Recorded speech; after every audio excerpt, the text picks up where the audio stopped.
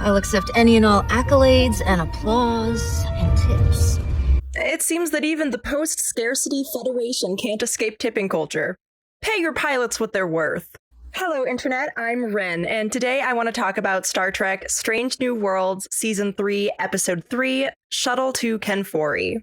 This week's episode was a fun but distinctly middle-of-the-pack episode, with some entertaining action, some interesting sci-fi lore, and some familiar-ish faces. So let's get into it. This is going to be one of my unscripted, low-key reviews, so it's just me, my notes, and my hyperfixation while we break down this episode. This video will also contain spoilers for Strange New Worlds up to this point, and potential miscellaneous spoilers for older Star Trek series, so you have been warned. Shuttle to Kenfori, which is named for the actor Ken Fory of the Dawn of the Dead franchise, begins when Captain Pike finds Captain Batel collapsed in their temporarily shared quarters. And due to a resurgence of the Gorn DNA, but unfortunately it's returned, and it's aggressive. He and M'Benga are forced to sneak off to a restricted no-fly zone from the Klingon War. Good plan, with one adjustment. Here it comes. If anyone's going to break the rules, it's going to be me. To raid an abandoned research center in search of a mysterious flower, The Chimera Blossom, a rare specimen long sought after for its biological uniqueness. which can be used to help save Captain Batel. So it's basically the plot from Once Upon a Forest, which is an incredibly underrated children's movie from the 90s, where a group of small forest creatures go in search of a special flower that can save their ailing friend. I see what you're doing, Strange New Worlds writers. So we get an A-plot and a B-plot. In the A-plot, Pike and M'Benga explore Kenfori, a desolate jungle planet with no animal life whatsoever. No life signs. All flora, no fauna. They end up fleeing from definitely not zombies, No, we'd have to engage with those, for serious lack of a better word, zombies.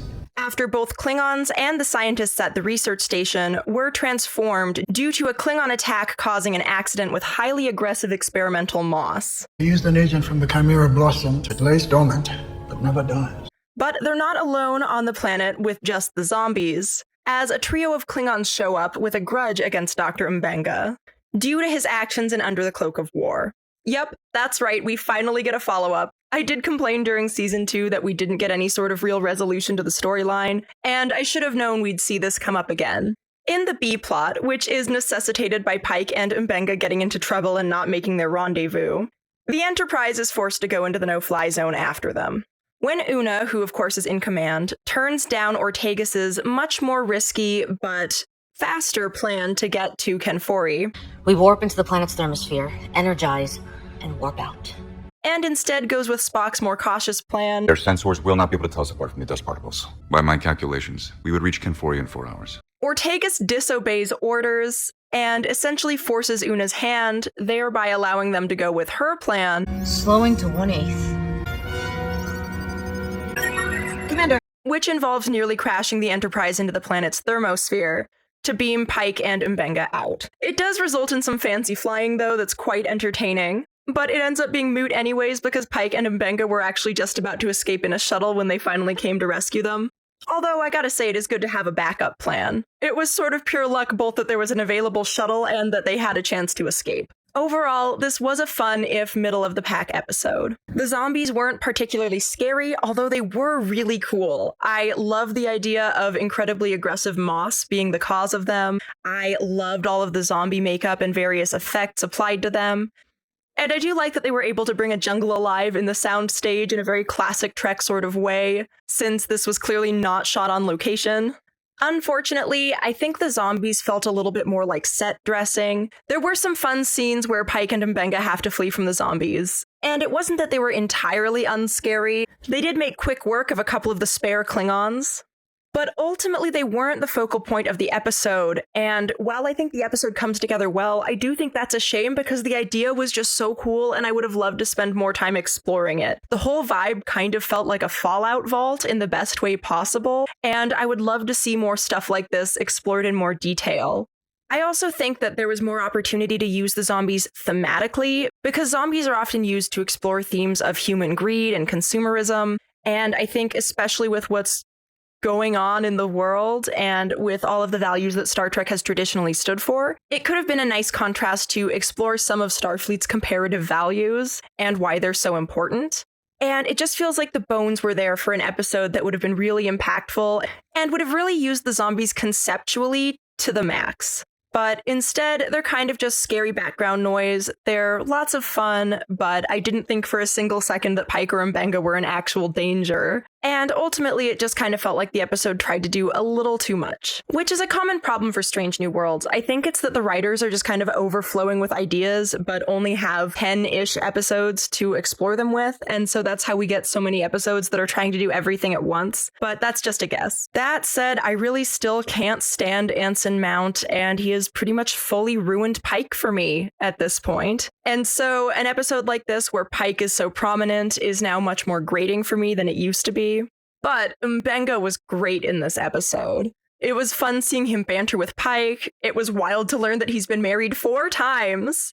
Chris, do I have to remind you I have 3 ex-wives? 4, technically. That was an annulment. But I was also really satisfied with the follow-up to Under the Cloak of War. The ending of that episode felt really unresolved, both in that it didn't seem like the Klingons really cared that one of their ambassadors was killed on a Federation ship, and insofar as M'Benga kind of was just allowed to get away with it. There was very little in the way of an investigation. There was very little in the way of any sort of consequences, but the season also was almost over when that episode came out, so there really wasn't time to explore that or get into that. M'Benga also finally totally admits that he killed Dak'Rah on purpose. It was not self-defense. The mass murderer gave me the opportunity to kill him, and I did.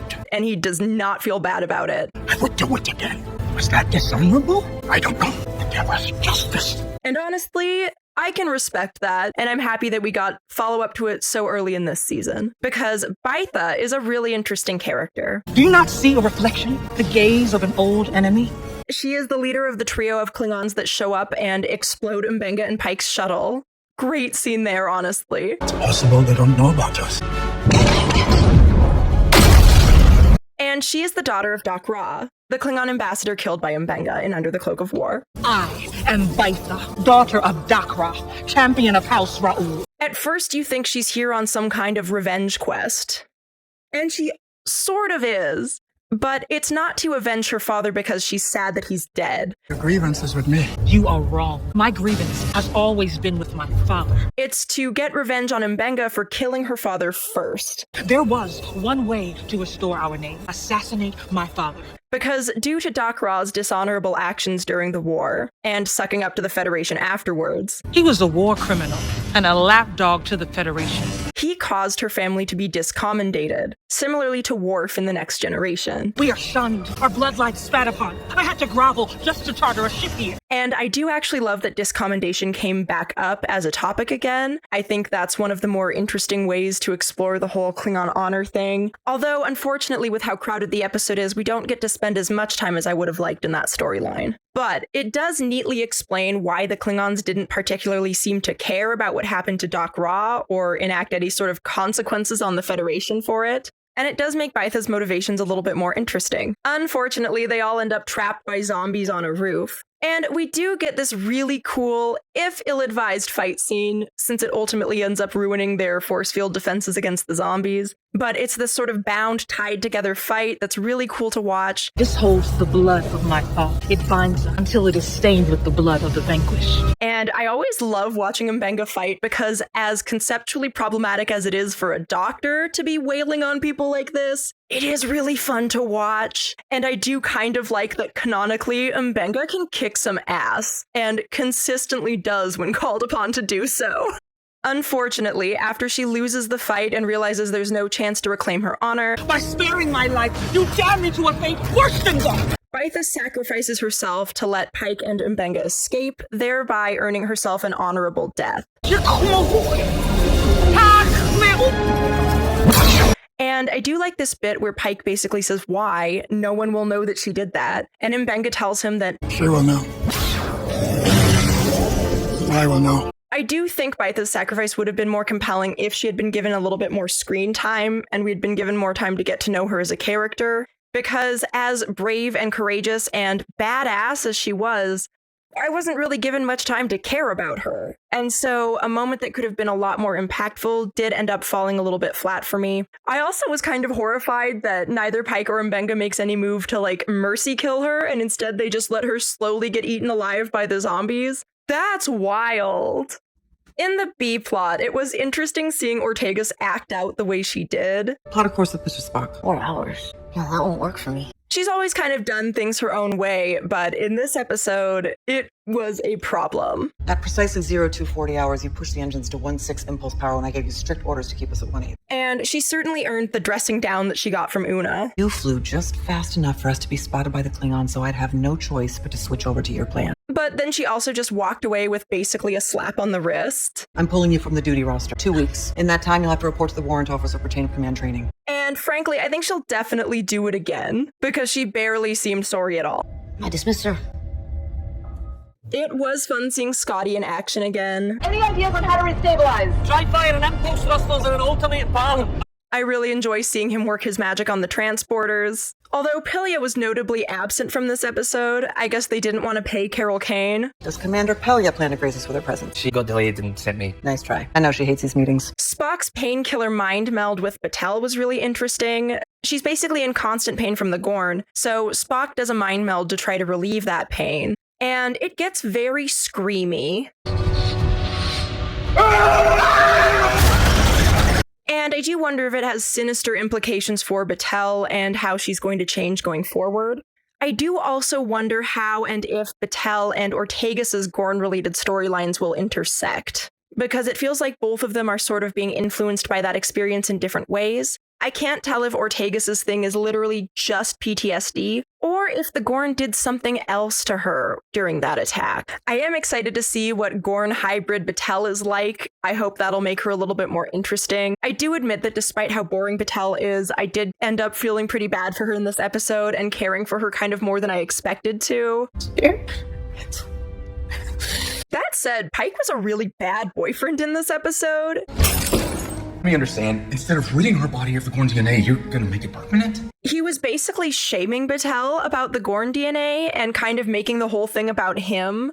Do you have any idea what can happen when that plant fuses you with a species that nearly kills you already? And basically treating it in sort of the pushy way that he treats a lot of things. You made the hardest decision of your life, but I wasn't a part of it. Yeah, because it wasn't about you. And admittedly, when Pike sucks, it makes me happy now, because I have a really hard time when Pike is being brave or noble or heroic, given Mount's online antics. If you're wondering what I'm talking about, you can watch my video on Hegemony Part 2, where I get into it a little bit more. But basically, he's just said some very questionable things on social media and has not been open to criticism or willing to apologize or do anything meaningful to show that he's learned as a person. And so watching him play this character who is so idealized is just very hard for me to do now.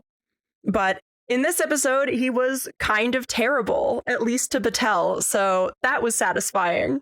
Pike isn't all bad in this episode, though. He does basically tell M'Benga at the end of the episode that his secret is safe with him. Officially, there was no mission to Kenfori, so nothing happened there. I don't have any report to file. And that's nice. You know, friends let friends get away with murder. But it is pretty questionable captaining. All right, some other miscellaneous thoughts I had about this episode. They gave Una the Doris from Shrek special with her hairstyle. I don't know what they were really going for here. Allegedly, they did this so that they wouldn't have to animate long hair waving around during the zero-G scene. And I did like the zero-gravity scene on the bridge. That was kind of fun. But that hairstyle was so distracting. Basically, any scene with Una in it, I'm just staring at it, trying not to think about it, and trying to pay attention to what the character's actually saying. It was kind of fun to see the K-pop armor for the Klingons from the musical episode making another appearance. And I really liked Baitha's whip. That was kind of a cool accessory for her. I did also love Ortegas barely warping the Enterprise out in front of the disruptor fire from the Klingon battleship. That was so cool. I do love seeing Ortegas fly the ship. For me, I think my only problem with it is that basically still is kind of all that she gets to do. Whereas if you look at a character like Tom Paris, who was also such a good pilot that Janeway literally recruited him from a penal colony. Observer. Oh, hell, I'm the best pilot you could have. piloting was so much less of his character than it is of Ortegas's. Like, Paris got to have romance and friendships and spend more time on those things than he actually did on piloting related activities. Whereas I feel like with Ortegas, basically the two things that she gets to do are quirky, fun one-liners. I'll accept any and all accolades and applause and tips. And fly the ship. And we did get to see a little bit more from her in this episode, and I'm hoping this wasn't the Ortegas episode for the season, because I really want one where it's totally focused on her, and we really get to dig into this character for once, because she still feels so underutilized. But I do think the writers did notice that we are all clamoring for more Ortegas screen time, and so we are getting that, and that is pretty satisfying. But that's all I have for you for now. What did you think of this episode? Were you a fan of the not zombies? How do we feel about the fact that Mbenga is canonically a murderer? Cool?